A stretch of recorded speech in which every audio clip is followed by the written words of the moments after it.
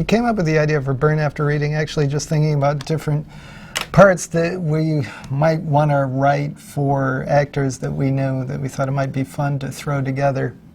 Roll, please.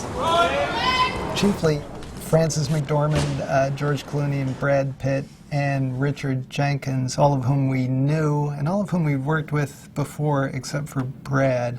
I can't believe this. This is like intelligent shit. And this is, yeah, so contingent on cast, so. It started with thinking about that kind of the mix of characters that it might be interesting to see them play. On to plan B. All were sort of available in one kind of sweet spot in terms of the calendar, so that just dictated when the movie would get made. Yeah.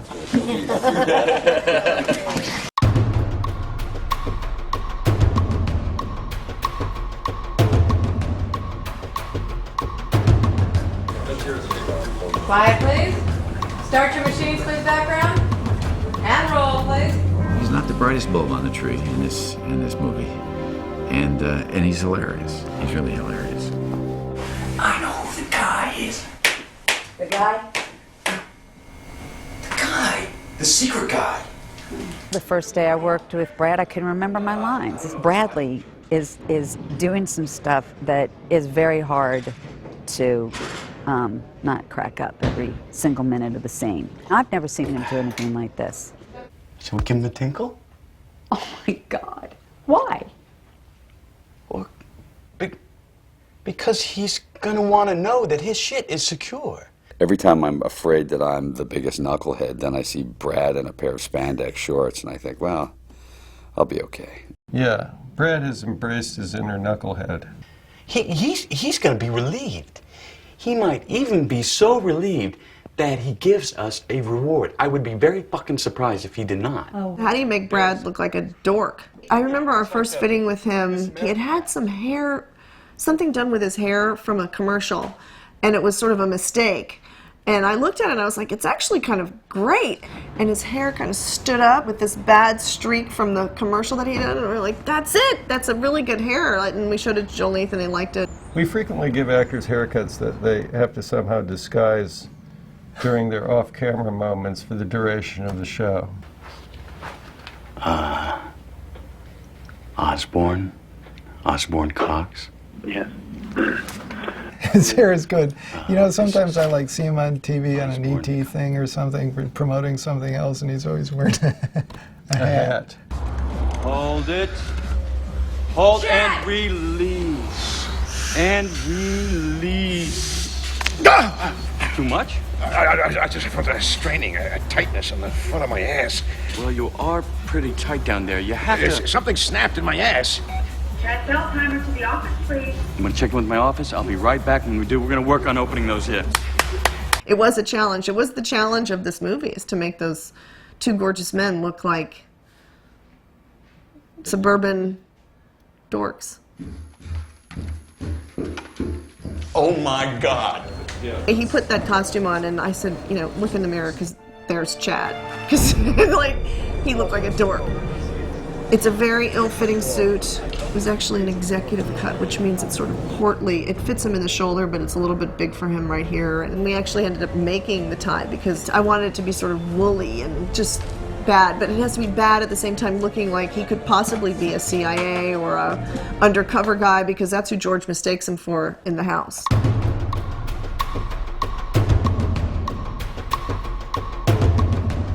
It's fun to write for Frances McDormand because, you know, she's good. It's not fun to show it to her once it's written because she yells at you.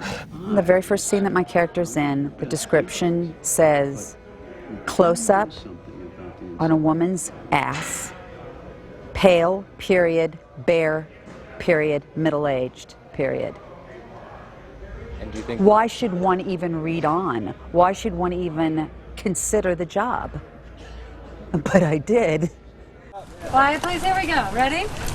And roll, please. Franny is the best. What she did in North Country was, I thought, was just amazing. But to work with her is, it was cool. Kitustrailers. What is it? Visita mi canal. George always play loudmouths. Yeah, they tend to. I mean, for us. Yes. You don't sweat the small stuff. And it is a Small. We're all right? The key to Fran's costume to me was, believe it or not, was her blonde hair. And it was inspired by Linda Tripp after her makeover. Hey there, sunshine. It's not the kind of movie you read on the page and know what it's going to be. I've said to both Joel and Ethan, you know, it is hilarious to watch me and some other of the actors play middle-aged losers. The minute you start laughing, you get slapped around fast.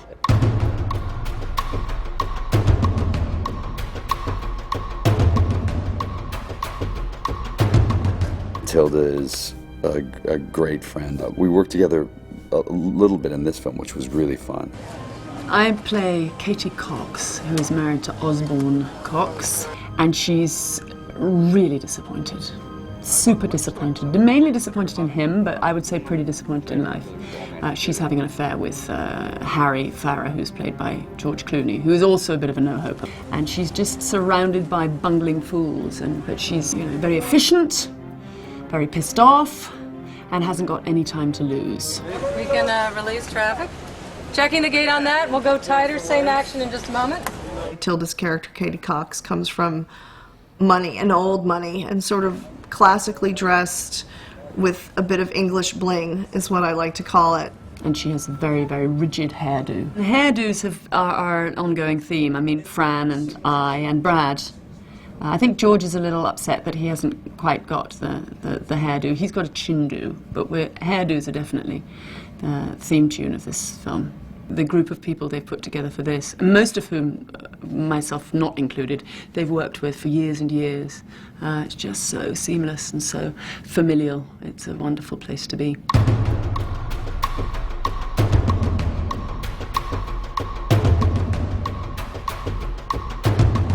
Now, we should mention another actor that we're working with on this movie that we haven't worked with before, and we wrote this part specifically for, and that's Malkovich. He falls in the category of somebody that we haven't worked with before. In fact, had only met once, I believe, but have wanted to work with for some time. And this was an opportunity to write something specifically for him. And that's been interesting, and that's been a lot of fun also. Background action. And action. Is that goat cheese? Chèvre. Yes, that is a goat cheese. Because I have a lactose reflux and I can't. You're lactose intolerant? Yeah, but I Or can't. you have acid reflux. They're different things. I know what they are. So you misspoke. Most of my stuff is either with Tilda or I'm just screaming at people on the phone or whatever because he's such an unbelievable drunk.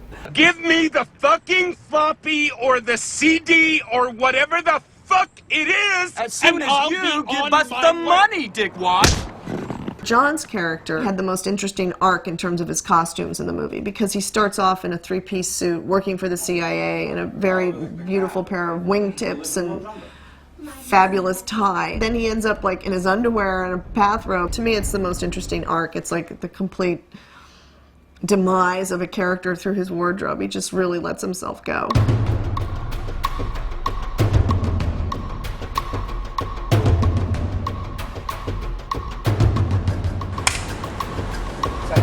Okay, and Dolly, action.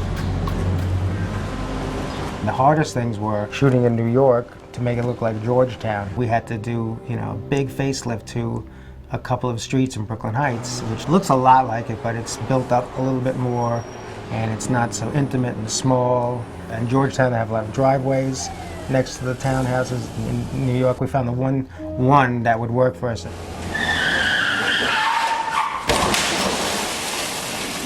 We had some shots on the on an exterior of a yacht. So we found the exterior out in Greenport, Long Island. There was a beautiful 1939 wooden sailboat. I think it was 79 feet long, and it was blue, and it was aged, and it was patinaed, and it was perfect. Looking for practical, real locations that you shoot on, and that has an influence on the set designs because you also shoot on some sets that are built on the stage. And it all kind of helps Jess and us crystallize how we're thinking about the sets. You should try to get a run in. When you build a set, you can't build like a tiny little boat, what it actually is.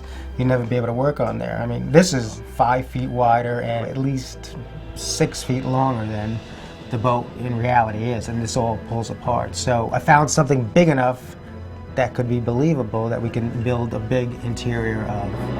And then this is what happened with this.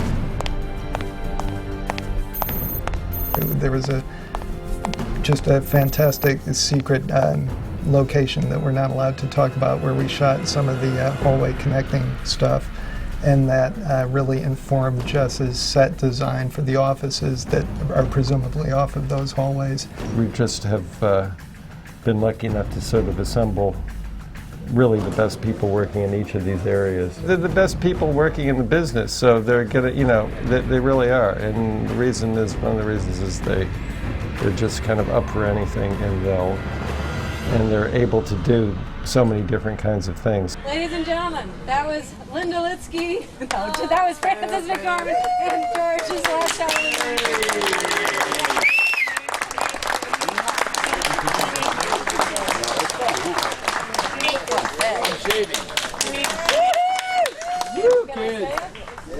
Thank you all very much. With the exception of the splinter unit, that ends burn after reading. That's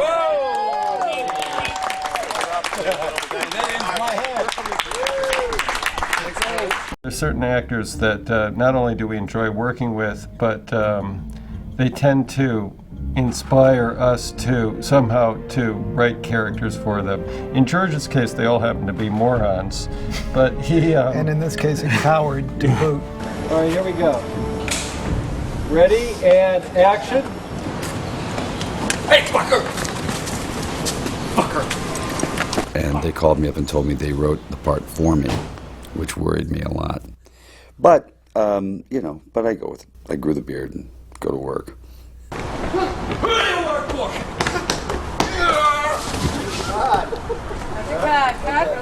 Well, for me, it's, you know, between this and Intolerable Cruelty, you know, they call it my trilogy of idiots. And they got a couple other films they've been working on that they have a couple more idiots for me to play. I think they just really enjoy bringing out my my true natures.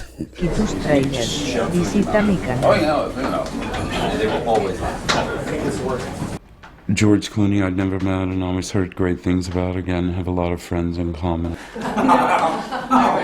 You write children's books. Oliver the cat.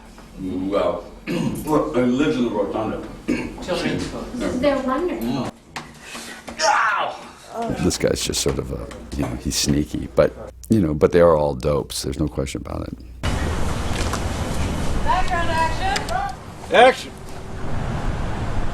Well, hello. I think the challenge for George on this movie was how to make George Clooney look like an ordinary man, because he's such a fabulous looking guy. The key to his look is what I call his date looks. And the idea I came up with was put him in a plaid shirt with a sport coat and trousers. Can I use your phone? At the minute I asked her if I could wear a gold chain, and she said yes, and I sort of knew exactly what the guy had to look like. And then Joel and Ethan said, you know, grow one of those really bad beards. And I said, I can do that very quickly. There's one scene where he goes to, you know, where he's casual, and he goes to Home Depot. George is wearing like the dorkiest pair of jeans I've ever seen in my life, certainly on him. And he is tucked his polo shirt into it and wears it with a belt and some pretty bad sneakers. Jeans just a little higher, you know, and everything just a little bit tucked in too tight, and, you know, always sort of working out all the time and stuff like that. So I think that was, once we figured that part out, I think it became very easy. He always makes us laugh, and one of these days we're going to write a serious part for him. Background action. Background. Okay, ready, and Dolly, action. It's just an accident how these films happen. We wrote this one before we wrote the script for No Country, I believe. Kind of at the same time, yeah. more or less. I've always wanted to write. Right. It's a little hard to summarize this one. It's sort of about the Central Intelligence Agency and physical fitness. And what happens when those two worlds collide. Alan? I'll tell you what's interesting about this movie is that it's about middle-aged people, and you don't see that often. Not, especially in a tragic comedy. Who are you? It's a comedy, I think, about some just shockingly dumb people in Washington. But it's not a political movie at all. It's just sort of people doing dumb things. It's mostly about sex and stuff like that. And mine is certainly about that. Tuckman Marsh. Yes. Your name is Tuckman Marsh. Why are you following me? It's about old people. Actually, Yeah. the movie is about middle-aged people. All undergoing some sort of crisis, actually. You know, professional. We're not terminating you. Sort of personal. I have gone just about as far as I can go with this body. Sexual. Oh. Even touching on matters of national security. I thought you might be worried. Worried? About the security of your shit. That's really what makes it a Washington story. Yeah, spy stuff and intrigue. That we haven't done before. You know, it's our Tony Scott Bourne Identity kind of movie. Yeah. Sort of. Without the explosions. Okay. Set. And action. Oh my God. Oh my God. Do you know what time it is? Uh-huh. So I couldn't call you on your totally unsecure phone, but I know who the guy is. Yeah. The guy. The secret guy. So is he high up? Well, I don't know how high up he. Probably. I mean, I just got his name, not his rank. So is his name? Osborne Cox. The character I play is not a spy, he's an analyst. So I wouldn't really say it's a spy movie, it's just more about the real world colliding with some tiny part of that world. We have done a movie about Washington before. We did years and years ago, we did an adaptation of Advise and Consent in Super 8. Action! It's going way back. Joel was 10. Yeah, or 11. No, I think you were 10. I was more like 12 and a half or 13. A friend of Joel's, who's also 13, played the lead. Interesting picture, underrated picture. You should try the shave, Harry. It's very good. There's something about working on this film. It has a classic sort of red label Cohen feel to it. It's really an interesting ride every time you work with them. They know what they want, but they also want you to contribute. I've been working with Joel and Ethan for the last 25 years, and they do everything together, so there's a certain combined sensibility that makes it easier for them to articulate what they want to other people because they've already had that conversation with themselves. Who the hell are you? You feel absolutely safe putting your ego in their hands. It's not so often where something is so, I don't mean easy in a sense that there is no work involved or no thought involved, but that goes so easily. It's back at an angle. We've just got our way of doing things, and we're too old at this point to really change. It's kind of a my way or the highway situation, I guess. Exit. So this is the coming. Okay. Now, does he get bloody at all? No. These are the questions. No, because we've already shown. The truth is, they make every actor think that they're giving their opinions, because they'll be like, well, what if I did this? Yeah, let's try it. It was a good idea. Yeah, maybe. And then you do it, and then like a couple of takes, like, why don't you try it the other way? And what you realize is you actually never do it your way. You always do it their way, but they make you feel like it's all your idea. The Coens are so clear about what they want, which is always a nice thing. But what they want is so good. I mean, it's one thing somebody knowing what they want and wanting something inferior, but they really know how to make a film. Load it up and give it one good take. It's been the same thing since we started working together. The only really significant difference that I've noticed is that Ethan was originally something of a tyrant, a martinet. And a chair thrower. Kitustrailers. Visita mi casa.